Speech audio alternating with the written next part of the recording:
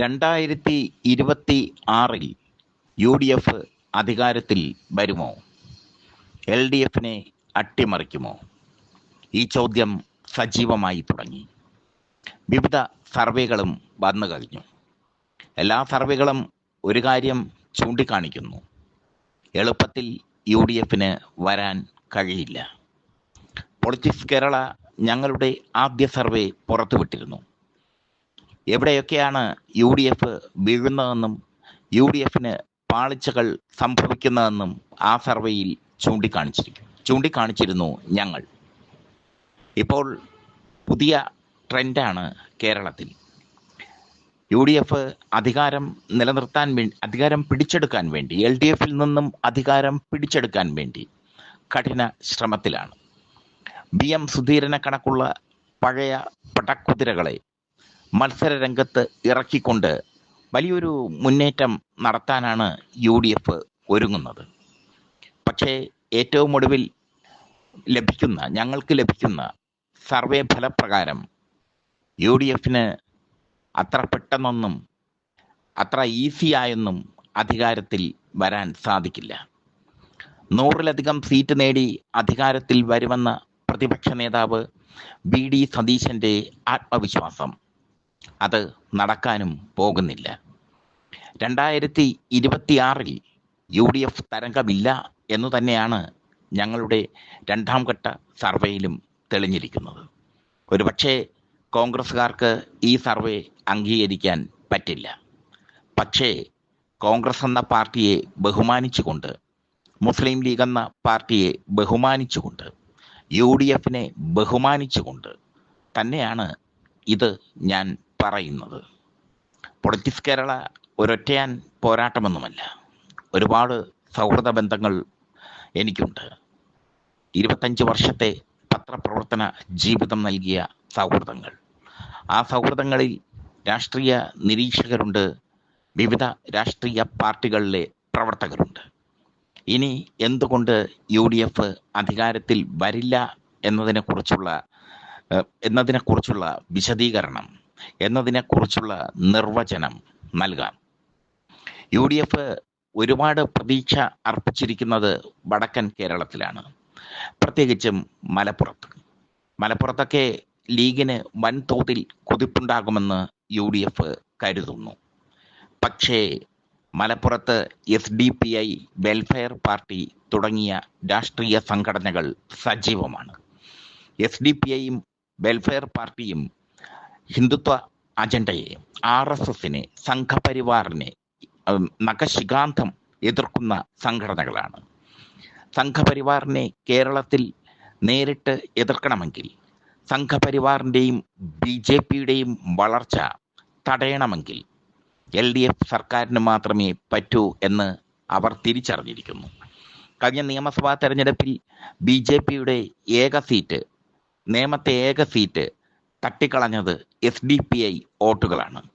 SDPI വോട്ടുകൾ ഒന്നടങ്കം B. ശിവൻകുട്ടിക്ക് വീഴുകയും BJPയുടെ നിയമസഭയിലെ അക്കൗണ്ട് പൂട്ടുകയും ചെയ്തു. ഇത്തവണയും SDPIയും വെൽഫെയർ പാർട്ടിയും എടുക്കുന്ന തീരുമാനങ്ങൾ വരുന്ന തെരഞ്ഞെടുപ്പിനെ, 2026 തെരഞ്ഞെടുപ്പിനെ ബാധിക്കും. ലീഗിന് മലപ്പുറത്ത് ശക്തിയുണ്ടെന്ന് കരുതുന്നുണ്ടെങ്കിലും അതൊരു ചീട്ടുകൊട്ടാരം മാത്രമാണ്. ലീഗിൻ്റെ കോട്ടകളിൽ SDPIയും വെൽഫെയർ പാർട്ടിയും, പ്രത്യേകിച്ച് SDPI ശക്തമായ സാന്നിധ്യമായി മാറുന്നു. ലീഗ് വോട്ടുകൾ SDPI കവർന്നെടുത്തിരിക്കുന്നു.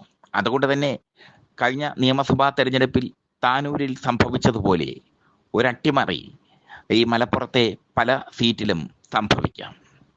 പിന്നീട് വടക്കൻ കേരളത്തിൽ അങ്ങോട്ട് ചെന്നാൽ കണ്ണൂർ, കോഴിക്കോട് തുടങ്ങിയ ജില്ലകളിൽ LDF MLAമാർ സജീവ സാന്നിധ്യമായി തന്നെ നിലനിൽക്കുന്നു. ഈ സാഹചര്യത്തിൽ തെക്കൻ കേരളത്തിൽ വലിയൊരു മുന്നേറ്റം UDFന് നടത്തേണ്ടതുണ്ട്. പക്ഷേ തെക്കൻ കേരളത്തിൽ UDFൻ്റെ നില കഴിഞ്ഞ നിയമസഭാ തെരഞ്ഞെടുപ്പിൽ പരിതാപകരമാണ്. എല്ലാവരും ചൂണ്ടിക്കാണിക്കുന്ന ഒരു കാര്യം, ലോക്സഭാ തെരഞ്ഞെടുപ്പിൽ UDF നേടിയ വൻ വിജയം അത് നിയമസഭാ തെരഞ്ഞെടുപ്പിൽ പ്രതിഫലിക്കും എന്നാണ്. ഒന്നാം പിണറായി സർക്കാരിന്റെ കാലത്തും ലോക്സഭാ തെരഞ്ഞെടുപ്പിൽ UDF വൻ വിജയം തന്നെയാണ് നേടിയത്. പക്ഷേ നിയമസഭാ തെരഞ്ഞെടുപ്പ് വന്നപ്പോൾ LDF വിജയിച്ചു കയറുന്ന കാഴ്ച കണ്ടു. മറ്റൊന്ന് BJP വോട്ടുകളാണ്. BJP കോൺഗ്രസ് വിമുക്ത ഭാരതം എന്ന അജണ്ട വയ്ക്കുന്ന രാഷ്ട്രീയ പ്രസ്ഥാനമാണ്. അവർ ജയിക്കുന്ന മണ്ഡലങ്ങളിൽ മാത്രമേ അവർ സജീവമായി പ്രവർത്തിക്കുകയുള്ളൂ എന്ന ഒരു ധാരണ ശക്തമാണ്. അത് ശരിയുമാണ്. BJPക്ക് ജയിക്കാൻ കഴിയുന്ന മണ്ഡലങ്ങളിൽ ശക്തമായി അവർ പ്രവർത്തിക്കും. മറ്റ് സ്വാധീനമുള്ള മണ്ഡലങ്ങളിൽ അവർ ശക്തമായി പോരാടും. എന്തായാലും BJP പിടിക്കുന്ന വോട്ടുകൾ, BJP ജയിക്കാൻ സാധ്യതയുണ്ടെന്ന് അവർ കരുതുന്ന മണ്ഡലങ്ങളിലും അവർക്ക് സ്വാധീനമുള്ള മറ്റ് മണ്ഡലങ്ങളിലും BJP പിടിക്കുന്ന വോട്ടുകൾ UDFന്റെ വോട്ടുകളാണ്, കോൺഗ്രസിന്റെ വോട്ടുകളാണ്. അവിടെയാണ് UDF അഗ്നി പരീക്ഷ തരണം ചെയ്യേണ്ടത്. അതൊരു അഗ്നി പരീക്ഷ തന്നെയാണ്. കോൺഗ്രസ് വോട്ടുകൾ BJPയിലേക്ക് ചായുന്ന കാഴ്ച. അതുകൊണ്ട് തന്നെ പല നിയമസഭാ മണ്ഡലങ്ങളിലും 2026 നിയമസഭാ തെരഞ്ഞെടുപ്പിൽ പല നിയമസഭാ മണ്ഡലങ്ങളിലും BJP രണ്ടാമതെത്താം. അതിനുള്ള സാധ്യത വളരെ കൂടുതലാണ്. കഴിഞ്ഞ തവണ കോൺഗ്രസിന് നല്ല സ്വാധീനമുണ്ടായിരുന്ന തിരുവനന്തപുരം കഴക്കൂട്ടം മണ്ഡലത്തിൽ രണ്ടാം സ്ഥാനത്തെത്തിയത് BJPയാണ്. BJP പിടിക്കുന്നത് UDF വോട്ടുകളാണ്. അത് UDFന് വലിയ തിരിച്ചടിയായി മാറും. UDF ഇപ്പോഴത്തെ നിലയിൽ ഒരു തെരഞ്ഞെടുപ്പ് നേരിടാനുള്ള ത്രാണിയില്ലാത്ത ഒരു പ്രസ്ഥാനമാണ്. അവർ നേരത്തെയൊക്കെ സ്ഥാനാർത്ഥി നിർണയമൊക്കെ നടത്തുകയാണ്. പല ജില്ലകളുടെയും സ്ഥാനാർത്ഥി ലിസ്റ്റുകൾ ഞങ്ങൾ പുറത്തുവിട്ട് കഴിഞ്ഞു. പക്ഷേ ഈ സ്ഥാനാർത്ഥികൾക്ക് പിന്നിൽ എണ്ണയിട്ട യന്ത്രം പോലെ ചലിക്കാൻ UDF സംവിധാനത്തിന് കഴിയണം. അതുകൊണ്ട് തന്നെയാണ് 2026 UDF തരംഗമില്ല എന്ന് പൊളിറ്റിക്സ് കേരള പറയുന്നത്. UDF തരംഗമില്ല എന്ന് മാത്രമല്ല, ഒരു അട്ടിമറി സംഭവിക്കാനുള്ള സാധ്യതയും വിരളമാണ്. LDF ഒറ്റക്കെട്ടായി നിൽക്കുകയാണ് ഇപ്പോൾ. കഴിഞ്ഞ തവണ LDFന് പല സീറ്റുകളും നഷ്ടപ്പെട്ടത് ഘടകകക്ഷികളുമായുള്ള ഭിന്നത മൂലമാണ്. പാലയിലൊക്കെ മാണി സി കാപ്പൻ വിജയിച്ചു കയറിയത് CPM-ഉം മാണി ഗ്രൂപ്പും രണ്ടായി നിന്നത് കൊണ്ട് തന്നെയാണ്. അതുകൊണ്ട് തന്നെയാണ് ഇത്തവണ പല മണ്ഡലങ്ങളും ഘടകകക്ഷികളുമായി ഒത്തൊരുമിച്ച് CPM പ്രവർത്തിച്ചാൽ UDF ഇപ്പോൾ നേടിയിരിക്കുന്ന പല മണ്ഡലങ്ങളും തിരിച്ചു പിടിക്കാൻ LDFന് കഴിയും. ഇതാണ് ഇപ്പോഴത്തെ സാഹചര്യം. കഴിഞ്ഞ നിയമസഭാ തെരഞ്ഞെടുപ്പിൽ ശക്തമായ ഭരണവിരുദ്ധ വികാരം ഉണ്ടായിരുന്നു. സ്വർണ്ണക്കടത്ത്, ലൈഫ് മിഷൻ അഴിമതി അടക്കമുള്ള ശക്തമായ വിവാദങ്ങൾ, മുഖ്യമന്ത്രിയുടെ ഓഫീസിനെ പോലും പ്രതിക്കൂട്ടിൽ നിർത്തിയ വിവാദങ്ങൾ. എന്നിട്ടും LDF ജയിച്ചു കയറിയത് UDFന്റെ ഒത്തൊരുമ ഇല്ലാത്തത് കൊണ്ടാണ്. ഒത്തൊരുമയോടെ പ്രവർത്തിക്കാൻ കഴിഞ്ഞ നിയമസഭാ തെരഞ്ഞെടുപ്പിൽ UDFന് കഴിഞ്ഞില്ല.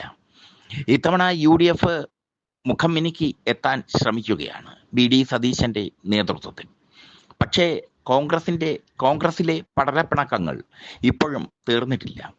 ഹൈക്കമാൻഡ് ഒരുമിച്ചിരുത്തി ചർച്ച നടത്തി കെട്ടിപ്പിടിച്ച് രമേശും BD സതീശനുമൊക്കെ പോയെങ്കിലും, BM സുധീരൻ ആ ചർച്ചയിൽ സംതൃപ്തനായെങ്കിലും അകമേ പുകയുകയാണ് കോൺഗ്രസ് പാർട്ടി. ലീഗിന്റെ സ്ഥിതിയും വളരെ ദയനീയമാണ്. ലീഗിന്റെ കോട്ടകളിൽ SDPIയും വെൽഫെയർ പാർട്ടിയും ഒക്കെ ആധിപത്യം സ്ഥാപിച്ചു കഴിഞ്ഞു. അവരുടെ വോട്ട് LDFിലേക്ക് പോകും എന്നുള്ളത് ഉറപ്പാണ്. കാരണം അവരുടെ SDPIയുടെയും വെൽഫെയർ പാർട്ടിയുടെയും മുഖ്യ ശത്രു BJPയാണ്, സംഘപരിവാറാണ്. സംഘപരിവാറിനെ പ്രതിരോധിക്കാൻ കഴിയുന്ന LDFന്, പ്രത്യേകിച്ചും CPMന് അവർ വോട്ട് മറിക്കും എന്നുള്ളത് സത്യമാണ്. കഴിഞ്ഞ നിയമസഭാ തെരഞ്ഞെടുപ്പിൽ തിരുവനന്തപുരത്ത് കഴക്കൂട്ടം, നേമം, തിരുവനന്തപുരം തുടങ്ങിയ നിയമസഭാ മണ്ഡലങ്ങളിൽ ശക്തമായ രീതിയിൽ SDPI വോട്ട് LDFന് ലഭിച്ചു. തിരുവനന്തപുരം നിയമസഭാ മണ്ഡലത്തിൽ ആന്റണി രാജു ജയിച്ചു കയറിയത്, VS ശിവകുമാറിനെ തോൽപ്പിച്ച് ജയിച്ചു കയറിയത് ജയിച്ചു കയറിയതിൽ SDPI വോട്ടുകൾക്ക് വലിയൊരു പ്രാധാന്യമുണ്ട്. കഴക്കൂട്ടത്ത് CPM സ്ഥാനാർത്ഥി കടകംപള്ളി സുരേന്ദ്രൻ വലിയ ഭൂരിപക്ഷത്തിൽ ജയിച്ചതിൽ SDPI വോട്ടുകൾക്ക് പങ്കുണ്ട്. നേമത്ത് ശിവൻകുട്ടി അട്ടിമറി വിജയം നേടിയത്, BJPയിൽ നിന്ന് സീറ്റ് പിടിച്ചെടുത്തത് SDPIയുടെ പൂർണ്ണ പിന്തുണയോട് കൂടി തന്നെയാണ്. അതവർ പിന്നീട് പത്രസമ്മേളനത്തിൽ വാർത്താക്കുറിപ്പിൽ അറിയിക്കുകയും ചെയ്തു. ചുരുക്കത്തിൽ മുസ്ലിം ലീഗിന്റെ ശക്തി വടക്കൻ കേരളത്തിൽ ക്ഷയിച്ച് തുടങ്ങിയിരിക്കുന്നു. കോൺഗ്രസിന്റെ ശക്തി ക്ഷയിച്ച് തുടങ്ങിയിരിക്കുന്നു. കോൺഗ്രസ് വോട്ടുകൾ BJPയിലേക്ക് പോകുന്ന അവസ്ഥ വന്നിരിക്കുന്നു. അതുകൊണ്ട് തന്നെ 2026 ഒരു UDF തരംഗമൊന്നും ഉണ്ടാകില്ല. അട്ടിമറി സംഭവിക്കണമെങ്കിൽ UDF ഇനിയും മുഖം മിനുക്കേണ്ടതുണ്ട്. ഒരുപാട് മാറേണ്ടതുണ്ട് UDF, പ്രത്യേകിച്ചും UDFനെ നയിക്കുന്ന കോൺഗ്രസ് പാർട്ടി.